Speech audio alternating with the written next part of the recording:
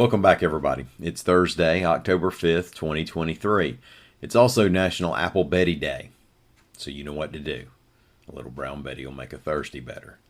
Now, born on this day in 1929, Autherine Lucy of Shiloh, the first black person to enroll at the University of Alabama.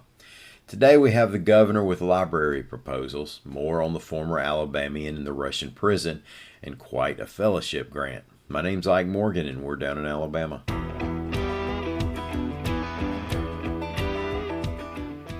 In Alabama's version of the national debate on what reading material libraries make available to children, last month involved an exchange of letters between Governor Kay Ivey and Alabama Public Library Service Director Nancy Pack. Now, the governor wrote of concerns over issues raised by some parents regarding books with sexual themes, either those using graphic language and scenes or those seen as promoting alternative lifestyles and gender fluidity. Pack, the APLS director, emphasized in her response that parents have the responsibility to monitor what their kids are reading. Now, AL.com's Walisha Morris reports that Ivey has responded with proposed amendments to the APLS rules. Those amendments are, and I'll just read them like she wrote them, make state aid for local libraries contingent on the adoption of sensible policies to facilitate greater parental supervision of their children. The next one was require all expenditures of public funds to the American Library Association be approved by the relevant governing authority in an open public meeting. And the last one, reaffirm local libraries' ability to respond to parental concerns about sexually explicit or other inappropriate materials. So you can tell there's concern from the conservative side here over the National American Library Association and its influence over local libraries. David Barnes, who's still being held in Russia over accusations made by his Russian ex-wife, hasn't gotten any noticeable help from the U.S. government, according to his family, reports AL.com's William Thornton. Barnes is the man who's from Gadsden and lived a while in Huntsville before moving to Texas. He was going through a contentious divorce and custody battle when his Russian citizen wife accused him of sexually abusing their two boys. A DA investigated and did not buy the accusations, and Barnes was given custody of his children. So his wife fled to Russia with the kids, and when Barnes went to Russia to find him, he was arrested and has been in Moscow Detention Center number 5 for 22 months. He's written to his family about the experience. They told the Wall Street Journal he's sharing a cell with up to a dozen others. He said he gets a shower a week, sleeps on a steel bunk, reads, writes, and prays. He also said he's down 20 pounds.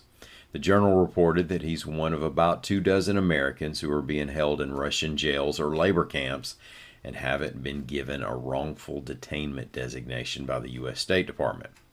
Sister Carol Barnes said, quote, "We have heard nothing at all from the State Department here in the U.S., even though we have been constantly trying to get someone to pay attention to David's situation in Russia. The administration has told us nothing." Among those winning a 2023 MacArthur Fellowship Genius Grant is a Birmingham native. AL.com's Lawrence Specker reports that Imani Perry has been awarded $800,000 to be paid in quarterly installments over 5 years.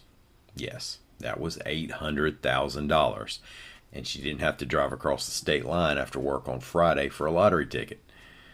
She can do what she wants with the money. According to the MacArthur Foundation, fellows, quote, may use their fellowship to advance their expertise, engage in bold new work, or, if they wish, to change fields or alter the direction of their careers. Now, if it were me, that means I'd open a bait shop and you'd only hear my voice if you came in for 100 crickets and a can of Copenhagen. But that's why it went to Imani Perry instead.